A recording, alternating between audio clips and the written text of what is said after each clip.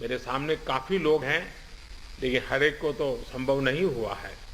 लेकिन हर एक के पास कुछ न कुछ नया था, कुछ न कुछ इनोवेटिव था और अपने तरीके से रास्ते खोजे थे। और सफलता के लिए यही सबसे बड़ा काम का होता है कि आप मूलभूत विचार को कितना लोकलाइज बना करके सेट करके उसका उपयोग करते हैं। कई अच्छे इनोवेटिव प्रयास है। जिन लोगों का आज बात करने का मौका नहीं मिला है, उनके पास भी बहुत कुछ होगा। मेरा आप सबसे आग्रह है कि आप बिना संकोच, आपको लगता है कि जो चीज आपने अच्छी की है, अच्छे ढंग से की है, वो मुझे जरूर भेजिए, लिख करके मेरे तक पहुंचाइए और मैं इसका अन्य जिलों में उपयोग कैसे हो इसकी जरूर चिंता करूंगा। क्योंकि आपकी मेहनत, आपके इनोवेशंस ये देश के भी काम आने चाहिए। और मुझे विश्वास है आज जितनी बातें मेरे सामने आई, ऐसी बहुत सी बातें हैं जो हमें काम आएगी। और इसलिए मैं आपसे इंतजार करूंगा कि आप अपनी कुछ चीजें जरूर मेरे से शेयर करिए। आपके हर प्रयास की मैं भूरी भूरी प्रशंसा करता हूं, सराहना करता हूं। साथियों, हमारे देश में जितने जिले हैं उतनी ही अलग अलग चुनौतियां भी हैं। एक तरह से हर जिले के अपने अलग चैलेंजेस हैं। आप अपने जिले के चैलेंजेस को बहुत बेहतर तरीके से समझते हैं और इसलिए जब आपका जिला अगर जीतता है तो मतलब देश जीतता है। जब आपका जिला कोरोना को हराता है तो देश कोरोना को हराता है। और इसलिए जिले का मिजाज, गांव गांव में एक मैसेज कि मेरा गांव मैं कोरोना मुक्त रखूंगा, मेरे गांव में मैं कोरोना को प्रवेश नहीं करने दूंगा, ये गांव के लोग संकल्प लें। और गांव के लोग जिस प्रकार से व्यवस्थाएं करते हैं, मैं तो हैरान था। पिछले बार जबकि ये कालखंड था और पता नहीं था कि इस स्थिति में कैसे करना, फिर भी हमने गांव में एग्रीकल्चर सेक्टर के लिए कोई लॉकडाउन नहीं लगाया था। और मजा ये है कि खेतों में गांव के लोग काम करते थे तो खेत में भी सोशल डिस्टेंसिंग के साथ खेती के काम शुरू किए थे। पिछली बार आपको याद होगा। मतलब हमारे गांव कितनी तेजी से संदेश को पकड़ भी लेते हैं और अपनी जरूरत के हिसाब से उसको मॉडिफाई करके पक्का कर लेते हैं। गांव की ये ताकत है। मैंने देखा है आज भी कई गांवों ने अपने यहाँ आना जाना सब बहुत अच्छे ढंग से मैनेज किया है। गांव की जरूरत के लिए एक या दो लोग बाहर जाते हैं, चीजें लेकर के आते हैं, गांव में बांट देते हैं। और गांव में से कोई मेहमान भी आए तो उसको पहले बाहर रखते हैं। गांव की अपनी एक ताकत होती है, उस ताकत का अपना एक उपयोग होता है।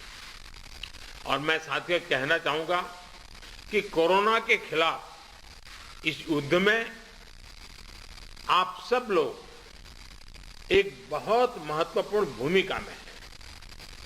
आप एक तरह से इस युद्ध के फील्ड कमांडर हैं।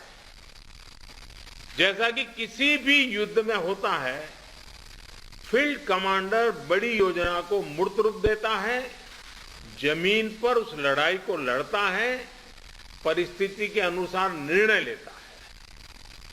आप सब भारत की इस लड़ाई के महत्वपूर्ण फील्ड कमांडर्स के रूप में आज नेतृत्व संभाल रहे हैं। और इस वायरस के खिलाफ हमारे हथियार क्या है? हमारे हथियार हैं local containment zones, aggressive testing और लोगों तक सही और पूरी जानकारी। हॉस्पिटल्स में कितने बेड्स उपलब्ध हैं, कहां उपलब्ध हैं, ये जानकारी आसानी से उपलब्ध होने पर लोगों की सहूलियत बढ़ती है। इसी तरह काला बाजारी पर लगाम हो, ऐसे लोगों पर सख्त कार्रवाई हो। या फ्रंटलाइन वर्कर्स का मोरल हाई रखकर उन्हें मोबिलाइज करना हो, एक फील्ड कमांडर के रूप में आपके प्रयास पूरे जिले को मजबूती देते हैं। फ्रंट लाइन वर्कर्स को आपके कंडक्ट और एक्शन से हमेशा प्रेरणा मिलती है, उनका भरोसा और बढ़ता है। मैं आपसे एक और बात कहना चाहूंगा। अब इसलिए अगर आपको कहीं लगता है कि सरकार द्वारा बनाई पॉलिसी में जिला स्तर पर किसी इनोवेशन की जरूरत है, उस इनोवेशन में से पॉलिसी को ताकत मिलेगी, तो मेरा आपको खुली छूट है, आप जरूर कीजिए। अगर ये इनोवेशन आपके जिले की स्थानीय जरूरतों के हिसाब से है तो उसे उसी हिसाब में करिए। अगर आपको लगता है कि आपने जो इनोवेशन किया है वो पूरे प्रदेश के लिए या पूरे देश के लिए बेनिफिशियल है, तो उसे सरकार तक भी पहुंचाइए। अगर आपको अपने अनुभवों से तेजी से बदलती परिस्थितियों के हिसाब से पॉलिसीज में किसी सुधार की जरूरत लगती है, तो उसका भी फीडबैक जरूर पहुंचाइए, बिना संकोच पहुंचाइए। क्योंकि ये लड़ाई ऐसी है कि हम सब मिलकर के सोचेंगे, सब मिलकर के नई नई चीजें ले आएंगे, तब जाकर के हम कर पाएंगे। साथियों, आपके जिले की सफलता बाकी जिलों के लिए एक उदाहरण बन सकती है, उनकी भी मदद कर सकती है। कोरोना से निपटने के लिए जो भी बेस्ट प्रैक्टिसेस हैं, उनको भी हमें एडॉप्ट करते चलना है। आपके बहुत से साथी ऐसे जिलों में होंगे जहां कोरोना संक्रमण पीक पर पहुंचने के बाद अब कम हो रहा है। उनके अनुभवों से सीखकर आप अपने जिलों में अपनी रणनीति को और मजबूत करते रहेंगे तो कोरोना के खिलाफ लड़ाई और आसान होगी। साथियों, इस समय कई राज्यों में कोरोना संक्रमण के आंकड़े कम हो रहे हैं, कई राज्यों में बढ़ भी रहे हैं। कम होते आंकड़ों के बीच हमें ज्यादा सतर्क रहने की जरूरत है। बीते एक साल में करीब करीब हर मीटिंग में मेरा यही आग्रह रहा है कि हमारी लड़ाई एक जीवन बचाने की है, एक एक जीवन बचाने की है। हमारी जिम्मेदारी संक्रमण को फैलने से रोकने की भी है, और ये तभी संभव है जब हमें संक्रमण की स्केल की सही जानकारी होगी। टेस्टिंग, ट्रैकिंग, आइसोलेशन, ट्रीटमेंट और कोविड एप्रोप्रिएट बिहेवियर, इस पर लगातार बल देने रहना जरूरी है। कोरोना की इस दूसरी वेव में अभी ग्रामीण और दुर्गम क्षेत्रों में हमें बहुत ध्यान देना है। इसमें फील्ड में बिताया हुआ आप सभी का अनुभव और आपकी कुशलता ये बहुत काम आने वाली है। हमें गांव-गांव में जागरूकता भी बढ़ानी है और उन्हें कोविड के इलाज की सुविधाओं से भी जोड़ना है। बढ़ते हुए केसों के और संसाधनों की सीमाओं के बीच लोगों की अपेक्षाओं को उचित समाधान देना हमारी सबसे बड़ी प्राथमिकता है। सारी चुनौतियों के बीच समाज के सबसे निचले छोर पर खड़े व्यक्ति का चेहरा ध्यान में रखते हुए हमें काम करना है। उसका कष्ट दूर हो, उसको मदद मिले, हमें ऐसी व्यवस्थाओं को और मजबूत करना है।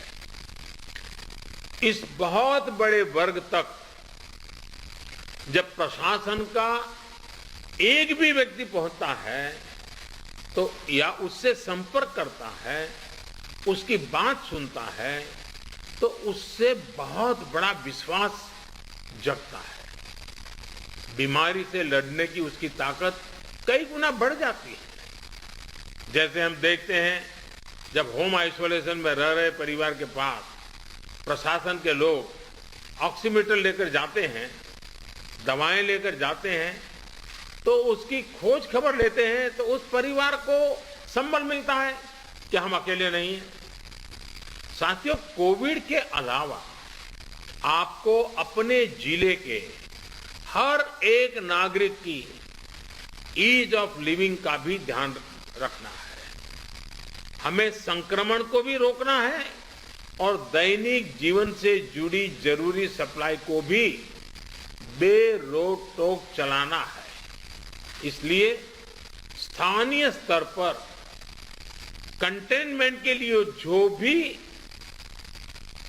गाइडलाइंस जारी की गई है, उनका पालन कराते समय इस पर भी गौर करना है कि गरीब को परेशानी कम से कम हो, किसी भी नागरिक को परेशानी ना हो। साथियों, पीएम केयर्स के माध्यम से देश के हर जिले के अस्पतालों में ऑक्सीजन प्लांट लगाने पर तेजी से काम किया जा रहा है। कई अस्पतालों में ये प्लांट काम करना शुरू भी कर, जैसे अभी चंडीगढ़ का हमने सुना, कितना बेनिफिट हुआ उनको। और इसलिए आपसे मेरा आग्रह है कि जिस भी जिलों को ये प्लांट अलॉट होने वाले हैं, वहां हर जरूरी तैयारी पहले से पूरी होने पर ऑक्सीजन प्लांट और तेजी से सेटअप हो जाएंगे। अस्पतालों में ऑक्सीजन मॉनिटरिंग कमेटी जितना सही काम करेगी, उतना ही ऑक्सीजन का सही इस्तेमाल हो पाएगा। साथियों, टीकाकरण कोविड से लड़ाई का एक सशक्त माध्यम है। इसलिए इससे जुड़े हर भ्रम को हमें मिलकर के उसको निरस्त करना है। कोरोना के टीके की सप्लाई को बहुत बड़े स्तर पर बढ़ाने के निरंतर प्रयास किए जा रहे हैं। वैक्सीनेशन के लेकर व्यवस्थाओं और प्रक्रियाओं को हेल्थ मिनिस्ट्री लगातार स्ट्रीमलाइन कर रही है।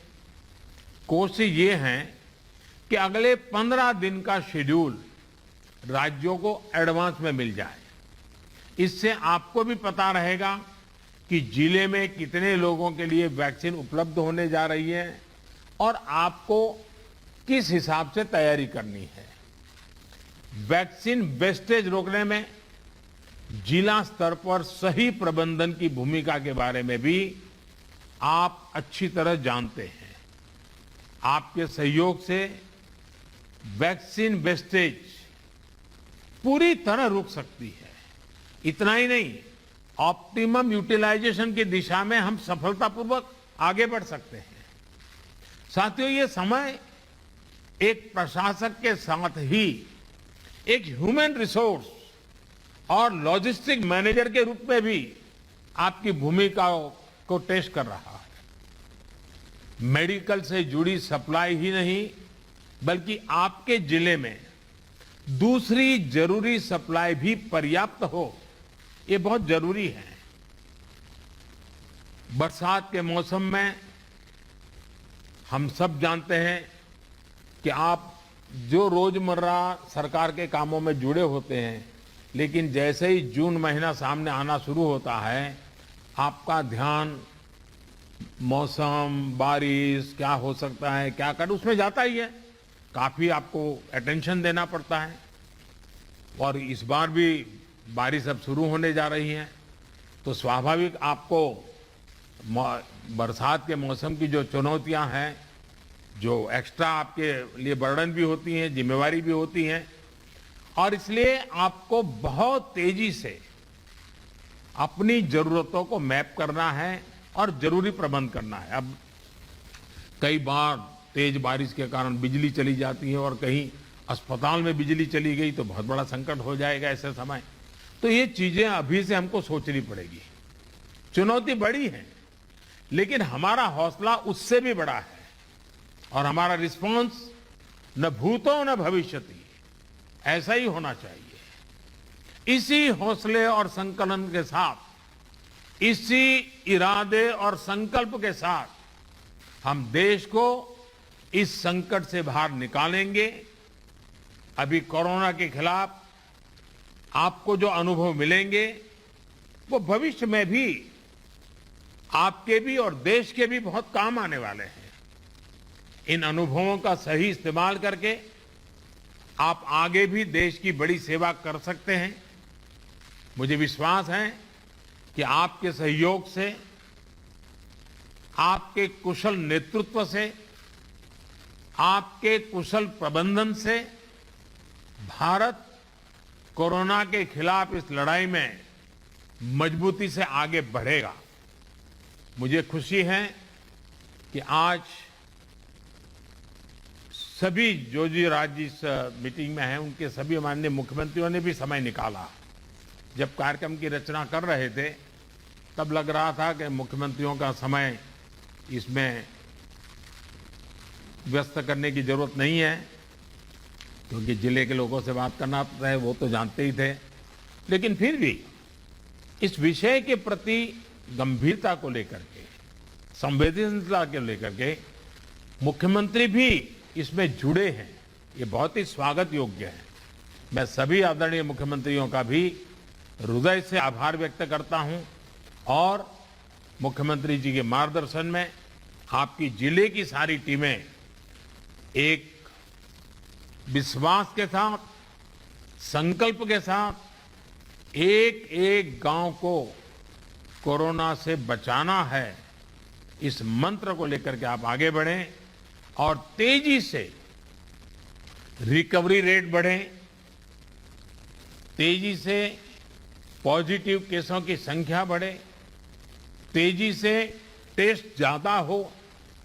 इन सभी बातों पर बल देते हुए हम सफलता की दिशा में एक भी प्रयास न छोड़े, एक भी प्रयोग न छोड़े। मुझे विश्वास है कि जो आपसे सुना है उसमें एक आत्मविश्वास भी है, अनुभव भी है, नए नए तौर तरीके भी हैं। ये सारी चीजें अपने आप में बहुत बड़ा विश्वास पैदा करती हैं। मैं फिर एक बार आप सबका बहुत बहुत धन्यवाद करता हूं और बहुत बड़ा काम है, फील्ड में रहना है। आपके स्वास्थ्य का भी जरूर ख्याल रखिए, अपने परिवारजनों के स्वास्थ्य का भी ख्याल रखिए और आप जिस क्षेत्र को संभाल रहे हैं वहां के एक एक नागरिक के स्वास्थ्य को बनाए रखने में आपका नेतृत्व काम आए, इसी अपेक्षा के साथ बहुत बहुत धन्यवाद, बहुत बहुत शुभकामनाएं।